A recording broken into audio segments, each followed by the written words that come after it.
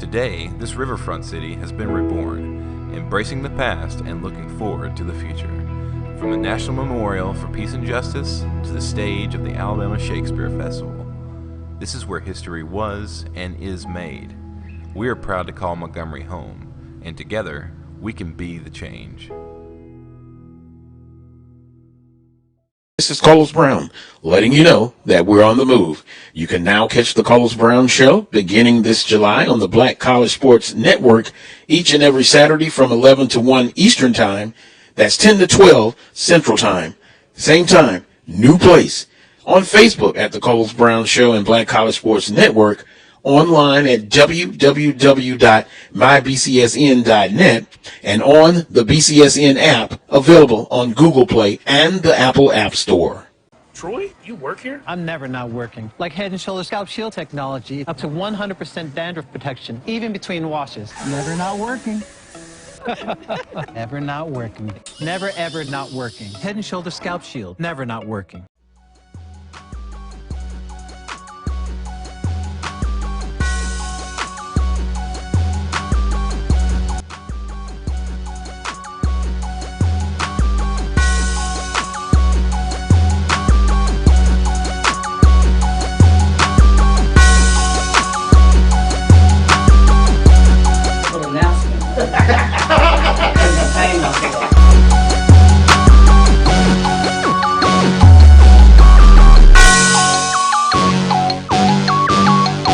You see, Head & Shoulders has scalp shield technology, protects against flakes, even between washes. It's never not working. Kind of like us. Number 15? Never not working! I don't like this one. Me neither. Let's get out of here. Head & Shoulders Scalp Shield, never not working. From novice to aficionado, find yourself here. High quality cigars plus personal customer service. Slow Burn is Waco's only mobile cigar lounge, featuring a meticulous, curated collection of premium cigars. Visit our website, www.slowburnwaco.com.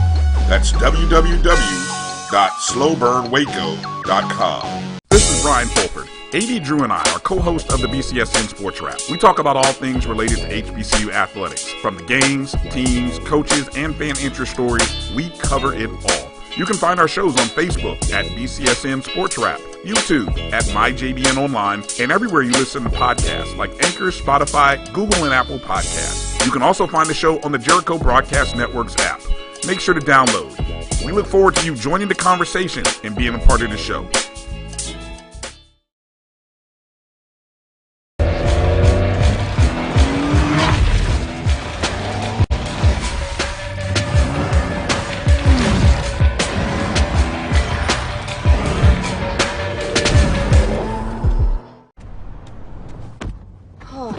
Spin class was brutal. Well, you can try using the Buick's massaging seat. Oh, yeah, that's nice.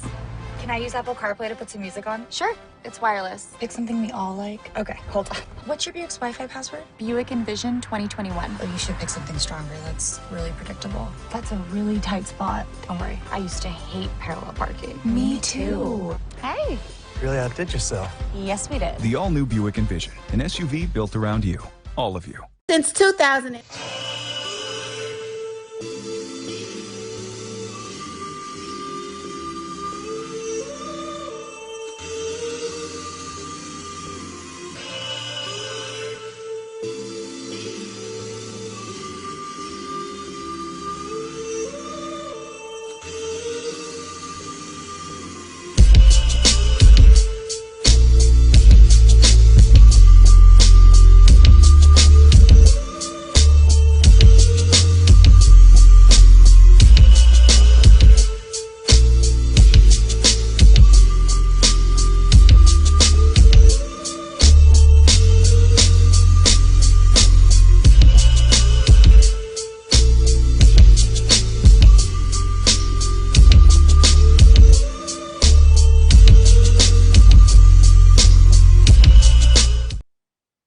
Hey, Sunday night, when you hear that sound, you hear that theme song, you know what it is. It's Sunday night, man. We going inside HBCU football. I'm your host, BJ Jones.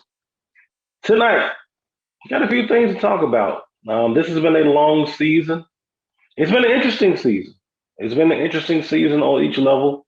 And finally, man, we are in the last week of the season. Celebration Bowl week. You know, this thing started in the A and it ends in the A. You know, we started this thing months ago, the week before the MEAC SWAC Challenge. And I brought the first show to you guys, and we were previewing Alcorn and North Carolina Central. Seemed like it was just yesterday.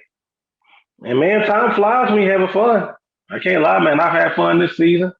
I've had fun with you guys, and now we get with the Celebration Bowl.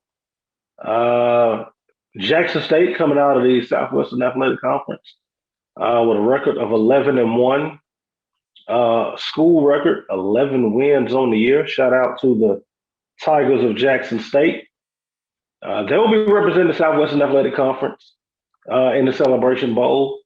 And the MEAC champion, the South Carolina State Bulldogs. And they come in with a overall record of 6-5, 5-0 in the Mid-Eastern Athletic Conference. Buddy Pugh makes his Celebration Bowl debut. Finally, the winningest coach in South Carolina State football history, passing Willie Jeffries a few years ago. He makes his debut in the Celebration Bowl.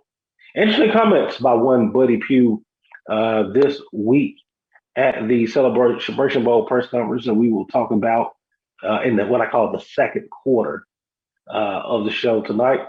But South Carolina State, it wasn't pretty. It was not, people doubted them at times, but they made it.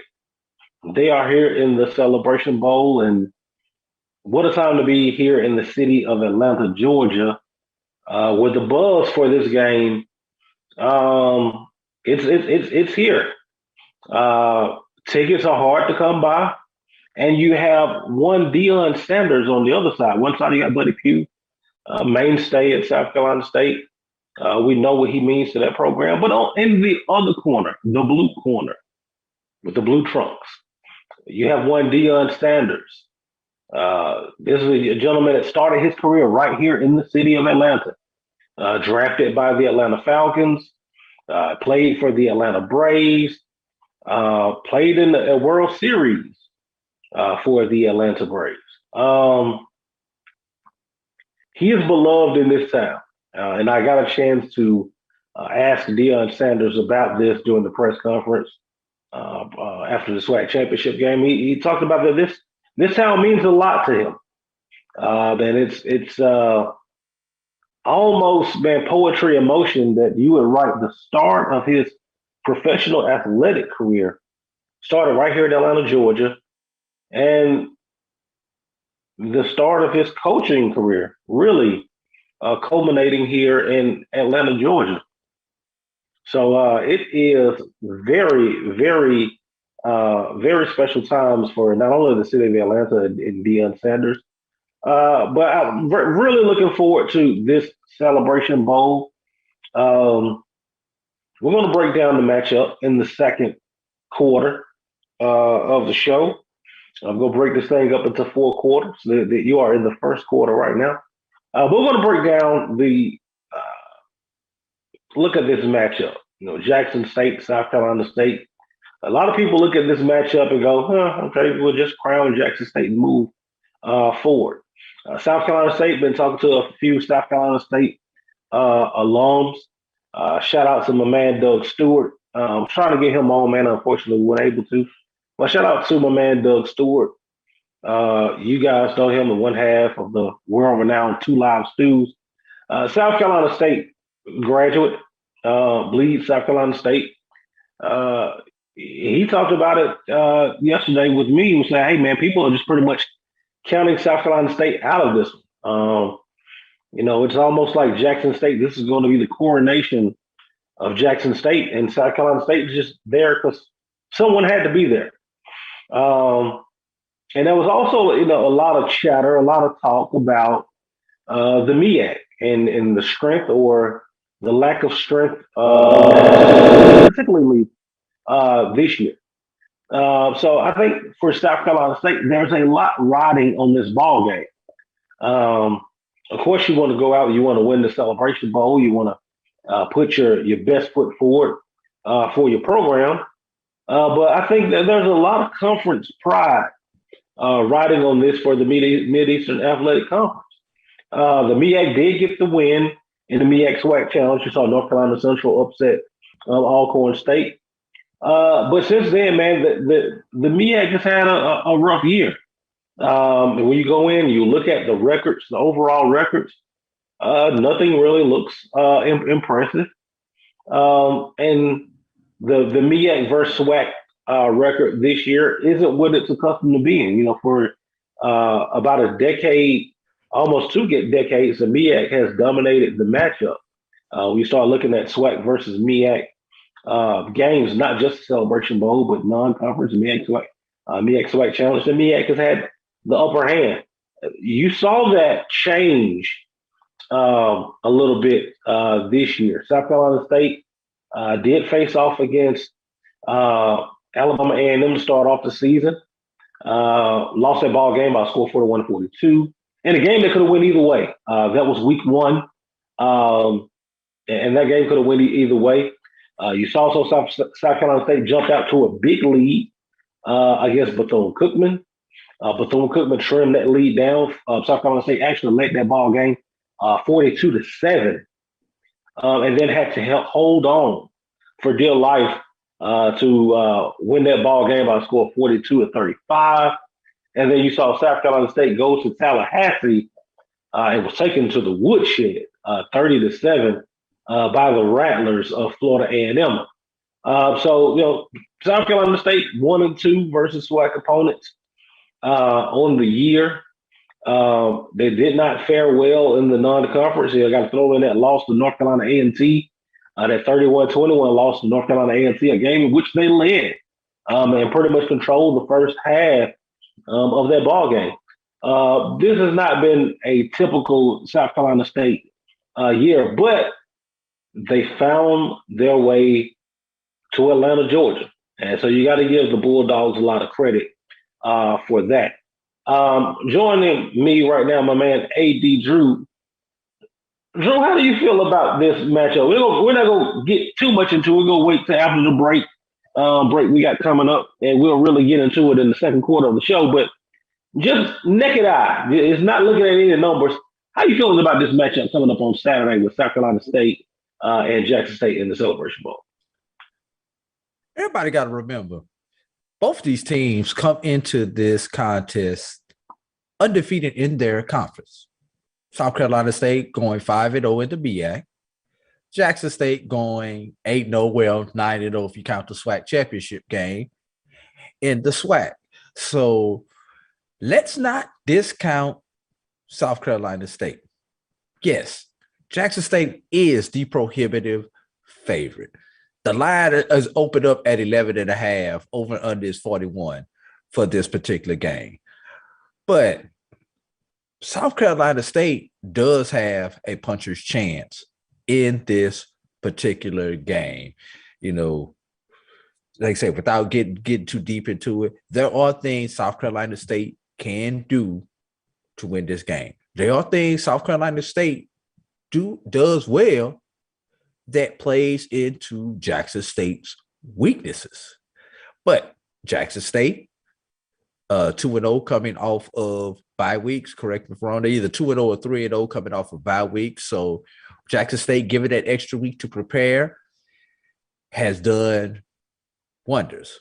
But what does a South Carolina State look like with a month to prepare? And Buddy Pugh said it in his press conference. Originally he was preparing for both teams. Then after about 2-3 days, he's like, "Oh, the hell with it. We're gonna be playing Jackson State," and he was right. So you know, that's respect. He just knew Jackson State was going to win that game and started probably putting his game plan probably 3, 4, 5 days earlier than a normal MEAC opponent would have put their game plan in. Will that make the difference? With the opportunity for these players to get healthy, make the difference. It has in the past for these MEAC teams. Mm-hmm. So we'll leave it at that.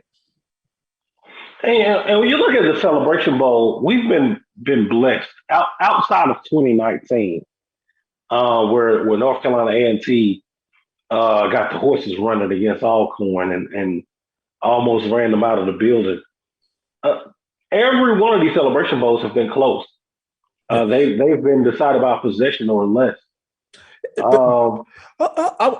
want to cut you off on that. That 2019, even though Alcorn won that, A&T won that by 21 points or so, that was a good ball game.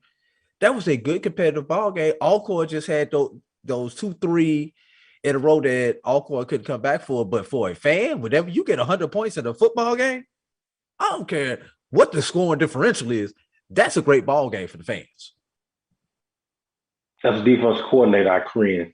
Oh yes, you definitely you definitely cringe. I mean, it's like Steph Curry getting hot from 3. You know, Jermaine Martin got hot when he got that ball. I believe what was that, late third quarter when he broke off? Early third quarter. Early third quarter. Right, yeah. He broke off 2-3 long runs in a row to pretty much seal the game. But you remember, Alcorn came back and made a run in the fourth quarter themselves. It was just too little too late at that point in time, you know. Mm-hmm. So, but it was a great game to watch, except if you're a defensive player or a defensive coordinator like you were. Yeah. but look, even with that margin, that's not what we've seen typically in this game. We've seen close ball games. The first North Carolina A&T Alcorn matched up back in 2015. That was a close ball game. You had the 2016 10-9 ball game with Grambling and North Carolina Central, and then Grambling and A&T coming back. And then next year, another close ball game. These ball games are typically close, and I'm hoping. I think for South Carolina State, you're hoping that repeats itself this weekend. All right. And we'll get into why we hope that this is a close ball game on the other side of the break, because we just hit that 15-minute mark. So, man, that's the end of the first quarter, man. We're going to take it to break, and on the other side, we're going to talk about why it's important that this ball game is close on Saturday and why it's important that we get a great showing from the Mid-Eastern Athletic Conference. Keep it locked, and we'll be right back right here. We're going inside HBCU football with your man, BJ Jones. And I got my man, AD Drew, with me tonight. So, man, we'll catch y'all on the other side. Keep it locked. We'll be right back. Since 2002, Empowerment Resources, Inc., a nonprofit organization, has empowered more than 1,500 youth and adults in Duval and surrounding counties through its programs Journey into Womanhood, Girls Mentoring, Life Skills for Teens, and parenting education coaching. To get involved with programs, volunteer, or donate, visit www.empowermentresourcesinc.org. Follow us on social media, facebook.com/empowerment.resources and instagram.com/empowermentjax. Nope. Come on, him? Ooh, I like him.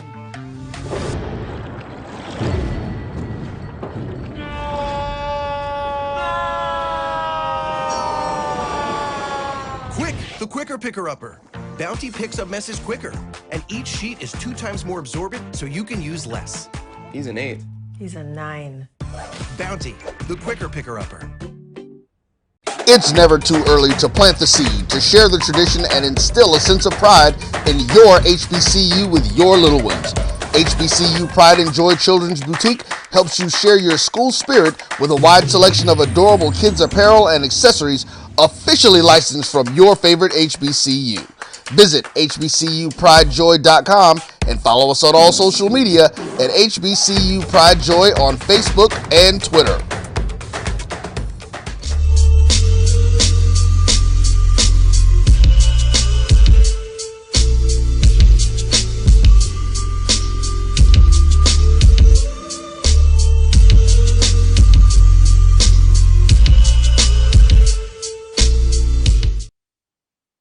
All right, man, we are back, man. Welcome to the second quarter. Tonight we're going inside HBCU football.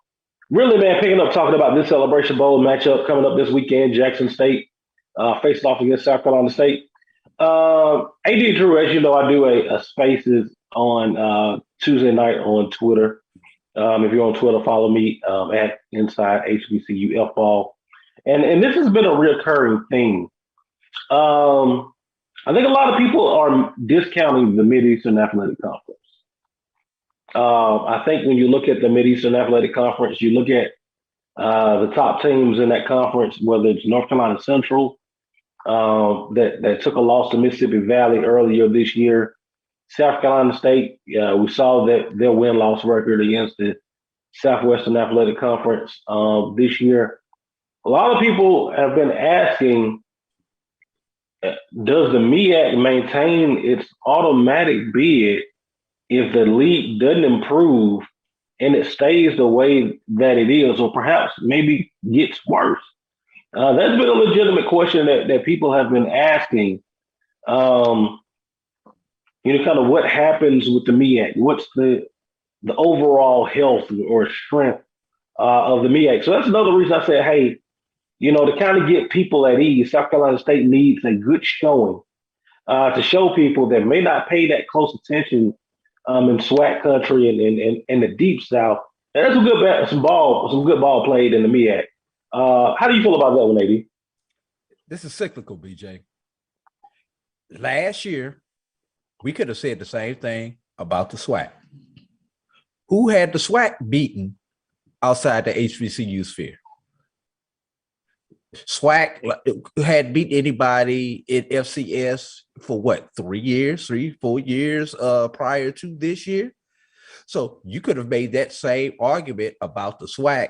Why is the BIAC playing the SWAC? But the BIAC has dominated every Celebration Bowl and every BIAC SWAC challenge, it seems like, for the last decade. And obviously Celebration Bowl is only 5 years old, but for the one BIAC and BIAC SWAC challenges, I think it's about an 8-2 clip if I've got the number right, and I'm just going off the top of my head. So you could have made that same argument until this year about the SWAC. So everybody just need to relax and let this go through the cycle, let this go through the trend. Because I guarantee you, if South Carolina State wins, everybody's gonna be like, yeah, the SWAC is a dog and pony show. They all glamour, they all glitz, but when somebody hit them in the mouth, they can't win the big game. That's exactly what everybody will say if South Carolina State wins this game. And if Jackson State wins, you're going to get the I told you so.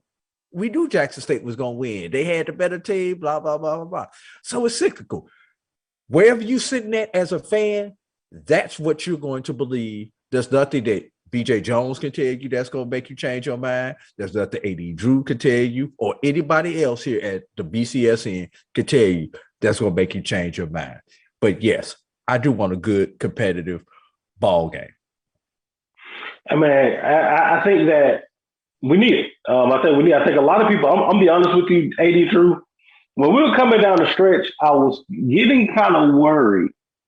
Because hey, I need South Carolina State to win this last ball game against Norfolk to be above 500. Yeah, because it's a difficult sell. It's a difficult sell now, even with them being 6-5. But it would be more of a difficult sell to see a 5-6 team in the bowl game, facing off against an 11-1. That's a struggle to get anybody interested outside of the people from Jackson State, which they can fill the bowl by themselves. If we keeping it a buck. But I think that would have been a difficult sell. And I found myself rooting for South Carolina State. I originally was rooting for Norfolk because I felt like, hey, Norfolk starting off with that 6-2 start. Norfolk, if they had handled business against Delaware State, if they had handled business against North Carolina Central, if they had handled business against South Carolina State, now we're looking at a 9-win Norfolk coming into this team, coming to this ball game. And I think you get more hype with a 9-win Norfolk as opposed to a 6-win South Carolina State. So I remember, as we were coming down the stretch rooting for the team with the best overall record to get in there. Because I felt like we needed the hype. We needed the hype. We need something to kind of drum up some attention and everything for this matchup. And boom, we got South Carolina State at 6-5, and it's kind of like, oh, South Carolina State is just there. But Buddy Pugh with time is dangerous. Exactly. Now, you talk about Norfolk State. Would the hype have been around Norfolk State, or would the hype have been around Dawson Odom getting back to challenge a SWAC opponent, and the fact that he could not get there at Southern? What would have been more of the hype for this game if Norfolk State makes it into the game, PJ? I think the most hype would have been around one Dawson Odom. You think? I mean, especially coming off the season that Southern had this year, the post Dawson Odom renaissance, if you will. Dawson Odom's, leaving Southern, going to Norfolk, couldn't get over that Alcorn hump to make it to Atlanta. And if he would have gotten here, particularly with 8 or 9 wins, it would have been a lot of talk. There'd have been some storylines in this game. It would have been Deion Sanders returning to Atlanta, Georgia, and finally Norfolk coach Odoms makes it to Atlanta, and he didn't have to deal with Alcorn to get there. And there would have been a lot of fingers pointing towards the 225 area code down in South Baton Rouge, going, I told you so. Right. Now, the other thing is, though, from an attendance point of view, the best representative for the BAC would have to be South Carolina State. Absolutely. Say what you want about South Carolina State, but they have a very good fan base. South Carolina State fan base does travel. I'm a witness of that, being a Florida A&M alumnus, having seen them come down to Tallahassee on many occasions, and consider it's about 4.5 hour drive from Atlanta to Orangeburg. So it's a very drivable distance for that South Carolina State fan base to get to Atlanta. They've got a fair amount of alumni, just like every school has a fair amount of alumni in the Atlanta metro. So was outside of a Florida A&M getting to Atlanta, Jackson State, South Carolina State is probably number one, and probably a Florida A&M, South Carolina State would probably be the number 2 as far as attendance if you're the Celebration Bowl, the Celebration Bowl people of the matchups that you really wanted to see there in Atlanta. Yeah, I mean, I think with South Carolina State, I think that fan base is. I think a lot of people underestimate that fan base. I remember going to see FAMU and South Carolina State in Orangeburg in 2008, and I remember there was not a seat anywhere. I mean, they were packed to the rafters, and then you saw it again in 2009, South Carolina State coming to Tallahassee, and the contingency that South Carolina State brought down to Tallahassee. And this fan base has a knack for traveling. They're definitely going to be there. I've talked to, like mentioned, my boy Doug Stewart, who is a part of Atlanta chapter, South Carolina State alumni group. They are coming to Atlanta. They sold out of their allotment too. People don't forget that part. They sold out of their allotment. Don't think that's not Jackson State. Yeah, so they're going to be here, but I think it's very important for them to get I think it's important for them to be impressive in this ball game and get a positive showing, because I think that reflects not only well on South Carolina State, but the MEAC as well, and gives the MEAC some kind of momentum going into the football all season. And the question is still going to be swirling around the Mid-Eastern Athletic Conference as it always be, do you lose more teams or you gain more? Is the league really solid? I think, that's been the biggest question. Is the league really solid? Because, you've heard rumblings of the Colonial Athletic Association looking to expand and Howard and Hampton being a part of that. And there's just so much out there right now. And I think until you see them bring in some more teams, I think that's going to be a question as far as how stable is the Mid-Eastern Athletic Conference. How stable is the Big Eastern Athletic Conference? How stable is anybody in FCS outside of the SWAC and possibly the Big Sky? You know what I mean, let's get real.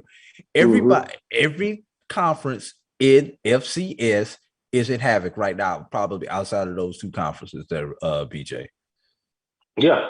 I think the SWAC and the Big Sky's kind of been sitting back looking at everybody else kind of scramble. I think the Missouri Valley is currently it's stable right now.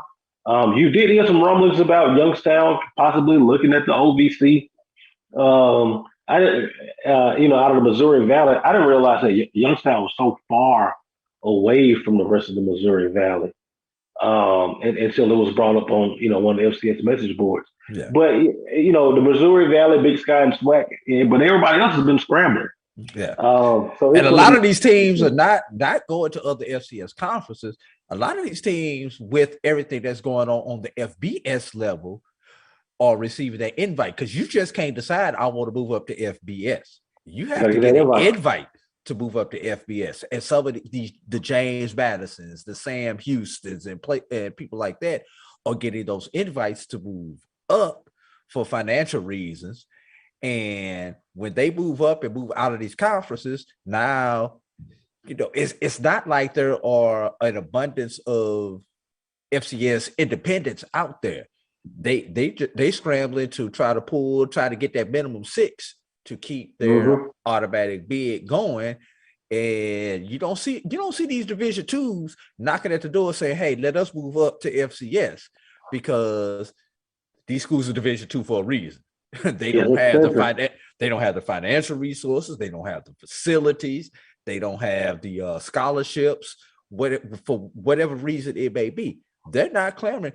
You don't hear a Virginia State, a Bowie State, a Kentucky State, an Albany State, even though they have the size, population-wise, suit body-wise, to be at the FCS level.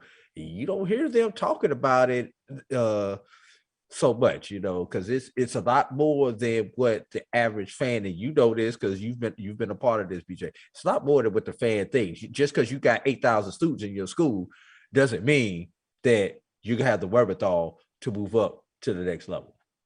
Right. And it's some cost associated with that. It ain't cheap. No. To be able to do that. You got to fund more sports, which means you got to give more scholarships. Like that thing called Title IX is out there. More administration, because you have to have more compliance officers, another sports information director. There are so many more administrative positions that you have to have, in addition to finding the money for the scholarships. Exactly, man. We're about to cut it, man. We're about to go to halftime. Get done with the second quarter, man. We're right here, man, in the middle. Right here at the middle of the hour. Man, when we come back, man, we're going to break down this Celebration Bowl matchup, Jackson State, South Carolina State. And we'll get a little some coaching hires. And some coaches on the move. Some coaches in some new places. We'll talk about all that on the other side. We're going to the third quarter, man. Keep it locked. You're right here with BJ Jones and AD Drew, and we're going inside HBCU football. Sugar Chateau Desserts is a specialty bakery located in the Charlotte, North Carolina metro area. We will create delicious and one-of-a-kind treats for any occasion.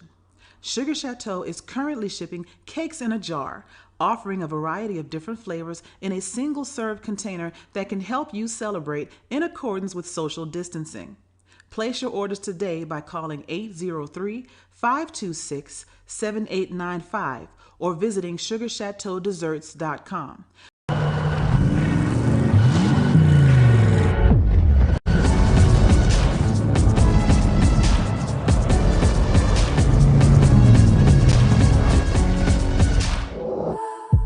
For 200 years, Montgomery, Alabama has been making history by people who had the courage to stand up for change. Today, this riverfront city has been reborn, embracing the past and looking forward to the future. From the National Memorial for Peace and Justice to the stage of the Alabama Shakespeare Festival, this is where history was and is made.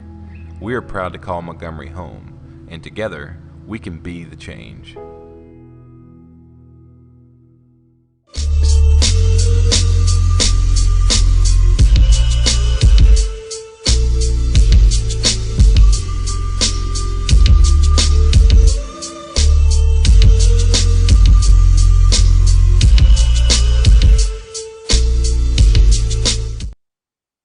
Man, we are back, man. We are back. We are back. I got my man AD Drew with me, man. We're about to jump right into this matchup this weekend here in Atlanta, Georgia, the Mercedes-Benz Stadium. Jackson State is going to face off against South Carolina State. Noon kickoff. That game will be available for you on ABC. Make sure if you're not able to get down here to the ATL that you tune in. That ABC, man, that's a big platform, AD Drew. Something big for us. Yes, it is. And you know, the attendance here at the Celebration Bowl will probably be the largest attendance for any bowl game till we get to the New Year's Six bowls and the playoffs. Yeah. I think it's going to be impressive. And the SWAC has had momentum this year. You start looking at attendance this year. SWAC championship over 50,000. It ran up there with the Power 5 championship games. Outdrew all of the G5 championship games. Impressive numbers by the Southwestern Athletic Conference. Yes, definitely did. Matter of fact, I've got it right here. They were the ACC was not the ACC. The Pac-12 drew 56,000. SWAC drew 50,000. Mm-hmm. And I think that momentum is just continuing to grow for the conference. You saw in the Bayou Classic, two teams that ended the season 4-7. Very uncharacteristic. First time in a long time that game did not have championship implications. Two interim coaches in that ball game, and you're still able to draw over 55,000 people to the New Orleans Superdome. So I think the SWAC definitely have something special going on. We got to ride this wave and keep the momentum going. Let's talk about this ball game. Let's get into it. Jackson State, 11.5-point favorite. I ain't a betting man, but if I would, I'd take the points. Yeah, I'd take the points and under. Points and under. I would take both of them. I'm trying to find, and looking at the numbers, I'm trying to find a path to victory for the Bulldogs of South Carolina State. I'm having a hard time finding one. I'm gonna give you what's gonna have to happen. Number one, let's look turnovers. South Carolina State will have to turn Jackson State over in order for them to win this game. Those don't necessarily need to be pick sixes or things like that, but they're going to have to turn Jackson State over and give their offense a short field because Jackson State does not give up points. They're going to have to get an extra possession or two in order to win this ball game. That's the first thing that I look at, BJ. I'll let you respond to that before I get out to the next thing that I'm going to look at. I think for South Carolina State, you have to get it done defensively. And like I said, you have to force turnovers. Look, Corey Fields, he's been okay, but that 49.4 completion percentage, that doesn't spell to me that you can drive the ball down the field against Jackson State with that. And I think that they're going to have some short fields to be able to score some points. I do think that Kendrell Flowers will have to play a big part of this ball game. The young man, that running back for South Carolina State. Either you're going to have offensively, you're going to have to get the big play, but I don't see anybody just driving the ball on Jackson State. So there's only one team that's been able to do that all year. That was Southern University. And you know, it's hard. I think that South Carolina State has to turn the ball over.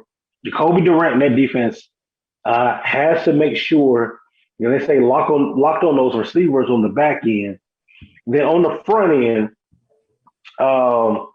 Jablonski Green, defensive tackle, that defensive line, they have to make it hell on Shedeur Sanders. And what you can't do against Jackson State is allow Shedeur Sanders to come out of the pocket and beat you. Because this young man has a knack on a 3rd and long, if it's 3rd and 8, to scramble and pick up 10 or 12. And that's when you have everyone covered. There's no one there, and he finds a way to do it. And you can't allow that to happen. So I expect for them to put maybe a spy on him, maybe use Chad Gilchrist, the linebacker there, all conference MEAC guy, almost as a spy. But you got to be able to do that, and you have to turn them over, and you can't turn it over. Because if you give Jackson State a short field, they almost convert. They convert pretty well off of turnovers and turning those turnovers into points. Yes, I agree. Next thing that I'm going to look at, BJ, is going to be penalties. South Carolina State is penalized for 61 yards per game. The opponents 59.4 yards per game. So pretty even when it comes to penalties. But Jackson State, if there's something that you might be able to take an advantage of Jackson State on, they average almost 73 yards per game in penalties versus their opponents only at 46. So if there is something that South Carolina State can take advantage of, are those penalties of Jackson State. Now, all penalties aren't the same, BJ. You and I both know that. But what about those penalties on third down? Those are going to be the things that Jackson State cannot have to give South Carolina State an opportunity to stay in this game. Because if you've got it offside because we know that Jackson State pass rush, but if you got somebody jumping offside trying to get to that quarterback on a third and 4, now you just picked up 5 first down, or a pass interference or something like that on a penalty that sustains a drive to give South Carolina State the opportunity to extend a possession. That's going to be the next thing that I'm going to look at. That's another path that South Carolina State can possibly win. And let's be real. I think this is going to be a close competitive ball game. Like you say, take the under. So in that under, all you need is that one extra possession that could make the difference. Between a turnover or an inopportune penalty could be the difference, BJ. I think with this one, I look at what South Carolina State did against Florida A&M, and what Isaiah Land did to that South Carolina State offensive line, where he and Corey Fields got very, very familiar. A little bit more familiar with each other than Mr. Fields would have liked, okay? Jackson State got a guy on the other side of the football named James Houston that has been everything, all worldly. He's another Isaiah Land type player. He can get after the quarterback. One of the nation's leaders when you start talking about sacks and tackles for loss. If they're not able to get to James Houston, and Corey Fields sees James Houston a little bit too much, it's going to be a long day. I'm looking at it. I think that this game will be close in the first half. I think that, just the emotion and everything, I think that it'll kind of go like how the Jackson State Prairie View game went, or Jackson State and Alabama State. You've seen how, teams hang with Jackson State in the first half, and then the third quarter is where they really blow it open. I think that this game falls. I don't see South Carolina State scoring a lot of points here. I just don't see it. The South Carolina State offense averages 24.6 points per game. Defensively, bright side, they only give up 15.6 points per game. We started talking about what they did in Mid-Eastern Athletic Conference play. But I think that defense has to be on. But if it's not, I think that this one, I think you got a Jackson State 24-3, 24-7 type of game. I think that this game has to South Carolina State has to make it ugly. And Shaq Davis, he looks the part. He looks like Tarzan. He can't play like James this weekend. Shaq Davis, for everything that he is an impressive young man when you look at it. And he makes some plays sometimes where you're like, wow, that is a Sunday play. That's a Sunday play receiver. He has a propensity to disappear sometimes in that offense. All right. when you look at Shaq Davis and you wonder why he ain't first team all MEAC, and you go and look at the numbers, that's why. He don't show up all the time. He's gonna have to show up Saturday. He's gonna have to show up Saturday to give his football team a chance. But if he doesn't show up and they can't block James Houston, it's gonna be a long. It's gonna be a rainy night in Georgia, and it's gonna be noon kickoff. All right? In the dome, rainy night in the dome. In the dome, man. But yeah, man. I like I say, I think that South Carolina State, man, you protect the football, can't turn it over. They're going to have to turn over Jackson State. You're going to have to block James Houston. And then you got to find a way. Corey Fields is going to have to get it done with his arm as well as his feet. Because one thing that Jackson State is kind of susceptible to is quarterbacks that can do both. If he and Corey Fields can make the big run. He's going to have to make the big run. Get 10, 12 yards per scramble if it's possible. Being smart enough to get down because Jackson State will rake the ball out of there.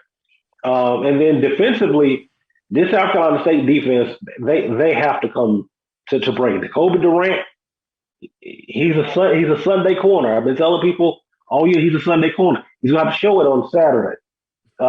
He's going to have to show it on Saturday. Zafir Kelly, he's going to have to show it. First team All MEAC, he's going to have to show it.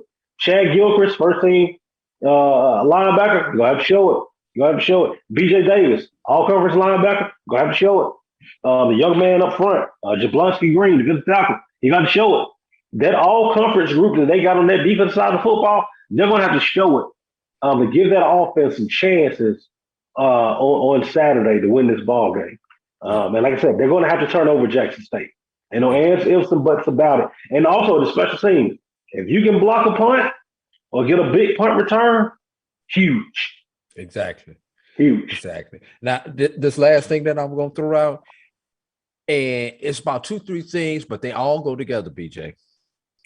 All right.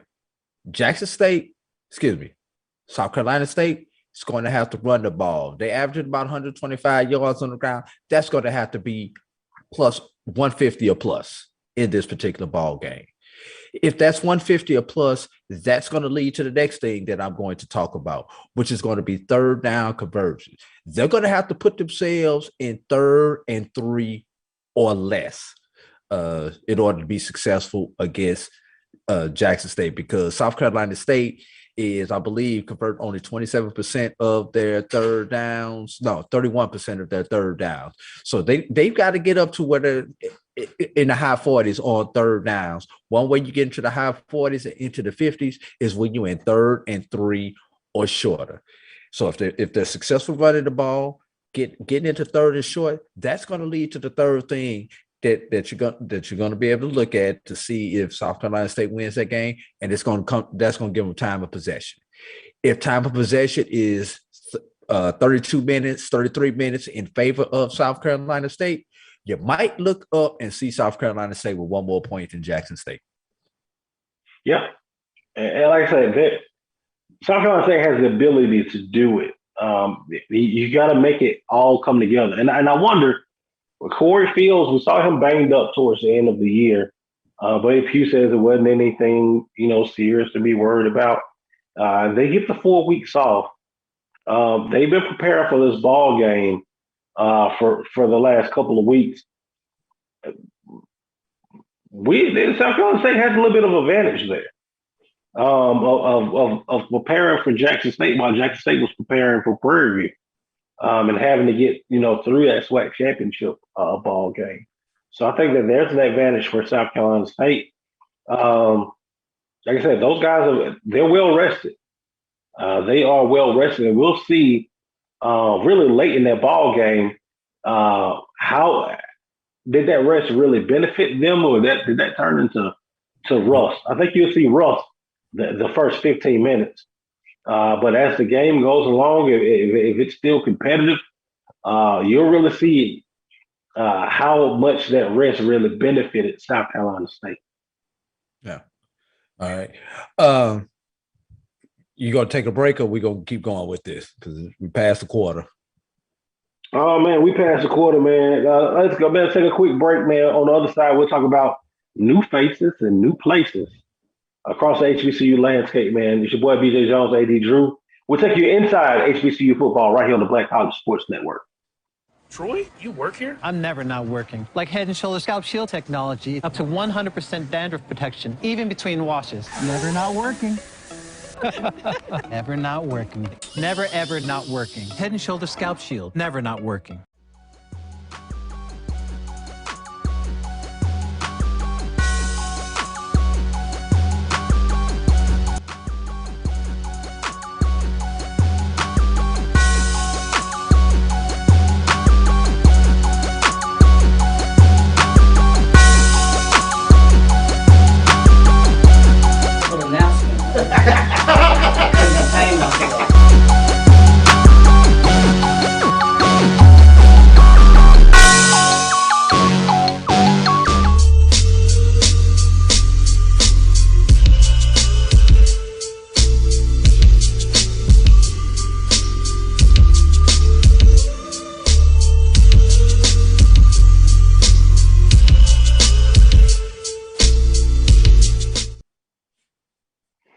Oh man, we just got done fourth quarter.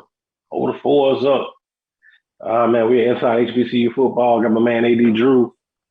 Got my man Roy doing the driving back in the digital dungeon in the studio. Roy getting it done. AD Drew, we broke down the Celebration Bowl, but another thing happened, and that happens every year around about this time, is as you start the coaching carousel around the HBCU football landscape. And the last that I looked, there were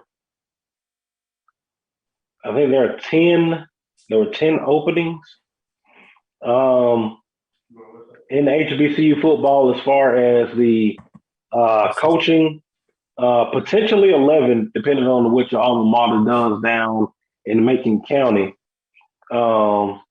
potentially. But we've seen some of these seats get filled. Eric Dooley leaves Prairie View, goes to Southern University. Grambling State goes with Hugh Jackson. Alabama State picks up Eddie Robinson, one of the greats from that 91 national championship team, SWAC championship team, that was coached by Houston Markham. So now we still got Prairie View in the Southwestern Athletic Conference. That job's still open. Out of the coaching hires that we've had so far, has any one of those jumped out to you? Has any one of those made you go, how do you feel about the hires we've had so far? I got to get the Eric Dooley one. How can I put it? You should have seen it coming award. That's what I'm going to call the Eric Dooley hiring. All right. Let's back this up to last spring. Dawson Odoms leaves Southern, goes to Norfolk. Because of the timing with the shortened season, because of COVID in the spring season, Southern does not have an opportunity to really do a search because they've got to get in and get to recruiting. So they go with the interim. Eric Dooley, who's on the last year of his contract at Prairie View, and let's be real, he could have signed that contract. He was offered. It wasn't like Prairie View did not offer him a contract extension, but like Kirk Cousins, like Joe Flacco in the league, he bet on himself. Eric Dooley went into this last year of this contract knowing that if he had a decent season at Prairie View with the landscape of things at Southern, he may get that opportunity to go back home, and he bet on himself. And more power to him for using that leverage to do what he did. And he had that decent season. He had more than a decent season. He had an excellent season, especially for Prairie View. Then, talk about betting on yourself and it going good. His alma mater winds up having an opening also. Yes, he's from New Orleans. He coached at Southern, But he also coached and played at Grambling, and he was a coach at Grambling when they won their last national championship. So now he bet on himself and really put him in the mix. I can stay here where I'm at. I can go back to my alma mater, or I can go back to my hometown, essentially. So talk about betting on yourself. You should have seen it coming. I'm just glad it worked out for Eric Dooley. I've never met Eric Dooley personally, but from what everyone has told me, including people like you, just had an interview with Mo Carter, who was there with Dooley. You know, the man is a class act. So I'm glad it worked out for him, because you and I have both know we've seen this happen. People bet on their sales sometimes and then they crap out. Mm-hmm. Yeah, I think that, Eric Dooley, man, glad to have him back in the family, back at Southern University. You saw him and Pete Richardson together, and how happy that made Pete, man. That did something to me, just to see that. But yeah, Hugh Jackson going to Grambling, Eddie Robinson, of course, at Alabama State, and yeah, man, that's been an interesting hire. There's a lot of there's some unhappy Hornets out there, so you hope everything works out for them. Prairie View. Yeah. Go ahead. I was gonna say those Hornets are unhappy, but they may probably just be unhappy as those Tennessee State Tigers were hiring an entrepreneur as their head coach last year. And how did that turn out for you? Yeah, you got off to a rocky start, but you wound up having a decent season over there at Tennessee State. So let's not jump to the conclusions yet. Just because the man was selling real estate before he did it does not mean that the man don't know football. The man can't coach. The man get a man opportunity to put his staff together. Hell, Kurt Warner was bagging groceries, and look at him now. He's in the Hall of Fame in the league. So don't judge a person by what they were doing when you hired them. Yeah. Now, Prairie View, the last WAC opening is interesting to see the names that's floated around for that job. One publication put out that they were vetting Kevin Sumlin, who's worked in that Texas A&M system, Prairie View part of that Texas A&M system. We know the love that they have for one KJ Black, offensive coordinator at Florida A&M. It's going to be interesting to see what Prairie View does. But in the SIAC, you had Savannah State to lose their head coach, Coach Quinn. Leaves takes a position. Yeah, Coach Quinn takes a position, coach a position at Virginia Tech. That leaves an opening at Savannah State. Clark Atlanta. They still have not made a move. With the jobs in the SIAC, Central State, forgot about Central State. Yes. With the jobs in the SIAC, any read on where these programs might go? No, I haven't heard anything out there. Obviously, they're not going to get those big splash hires like you're seeing in the SWAC with the NFL guys. You're probably going to see more on the lines of the coordinators getting the opportunity to lead a team in the SIAC. Now, what you need to what's going to be interesting to see whether these coordinators come from the HBCU sphere or they come from outside of HBCU to lead these programs. And if I had to rank those three openings in the SIAC 1, 2, 3, I would probably say the Savannah State job is probably the best job of the three, followed by Clark, number 2, just because of the market that in. I mean, you're in that Atlanta market, but so you have access to this talent here in the state of Georgia, where both you and I are at. But that Central State job is not a soft job either. You know, you've got a lot of talent up there at Ohio, Michigan, Illinois, Indiana, up there that you can recruit from for that Central State job. But if I had to rank them in order, Savannah State would be the best job, followed by Clark, followed by Central State. And over in the CIAA, we got Elizabeth City State. One Anthony Jones not stepped down from that position. Winston-Salem State and Johnson C. Smith all open positions. I know with Winston-Salem State, you can do some damage at Winston-Salem State. They've done some damage here in the last decade. It'll be interesting to see where they go. There's a famous alumni that I hear a lot of Rams talking about that they want to come back for that particular position. It'll be, like I said, it'll be interesting to see where Winston-Salem State goes and kind of what's the next move there. If you had to rank those three jobs, how would you rank those? Would you put Winston-Salem State number one? Yeah, definitely. I would put Winston-Salem State number one. Probably Shaw. Shaw. Elizabeth City would probably come in at number three of the three jobs. And I know you're not a big basketball guy as you are a football guy, but you know what I find interesting about CIAA football compared to CIAA basketball? What you got? When you look at the standings in CIAA basketball, they are almost a mirror opposite of the standings in CIAA football. The teams that do good in CIAA football are the bottom dwellers in basketball, and the bottom dwellers in football tend to be the top teams in basketball. It seems like it goes like that almost every year in the CIAA. And shout out to one name I want to throw out here while we on these Division II coaches. Somebody needs to look at the one school in the NAIA where we compete at Quentin Morgan and see if he wants to move up from NAIA to Division II. Because any school that hires him, I think they're going to get a steal and get a diamond in the rough when he gets to that Division II level.